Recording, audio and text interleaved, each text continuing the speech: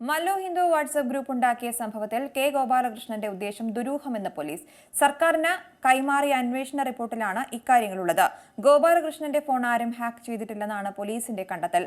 Group ഉണ്ടാക്കിയ phone 2 തവണ format ചെയ്ത് ഹാജരാക്കിയെന്നും പോലീസ് ആവശ്യപ്പെട്ടപ്പോൾ ഹാജരാക്കിയത് മറ്റൊരു ഫോണാണെന്നും റിപ്പോർട്ടിലുണ്ട്. മതാടിസ്ഥാനത്തിൽ വാട്സാപ്പ് ഗ്രൂപ്പ് ഉണ്ടാക്കിയതിൽ ഗോപാലകൃഷ്ണൻ IASന്റെ കള്ളത്തരം തുറന്നുകാട്ടിയുള്ള പോലീസ് റിപ്പോർട്ട് പുറത്തു വന്നിരിക്കുകയാണ്. ഗോപാലകൃഷ്ണന്റെ ഫോൺ ആരും ഹാക്ക് ചെയ്തിട്ടില്ലെന്ന് പോലീസ് കണ്ടെത്തി.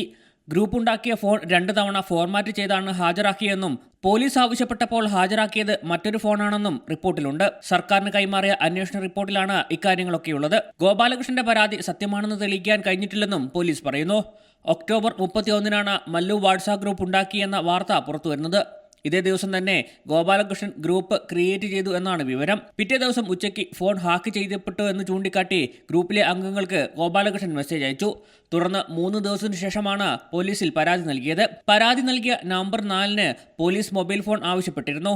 എന്നാൽ നവംബർ 5-ന് ഗോപാലകൃഷ്ണൻ നൽകിയ വാട്സാപ്പ് ഉപയോഗിക്കാത്ത ഫോണായിരുന്നു. പിന്നീട് നവംബർ 6-ന് യഥാർത്ഥ ഫോൺ കൈമാറി.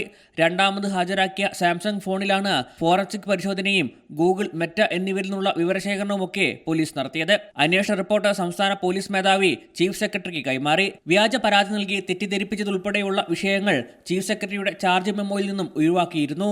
സിമലയാള ന്യൂസ്, തിരുവനന്തപുരം. ഏറ്റവും പുതിയ വാർത്തകളും വിശേഷങ്ങളും വിരൽത്തുമ്പിലറിയാൻ സി മലയാളം ന്യൂസ് എല്ലാ ഡിജിറ്റൽ പ്ലാറ്റ്ഫോമുകളിലും ലഭ്യം.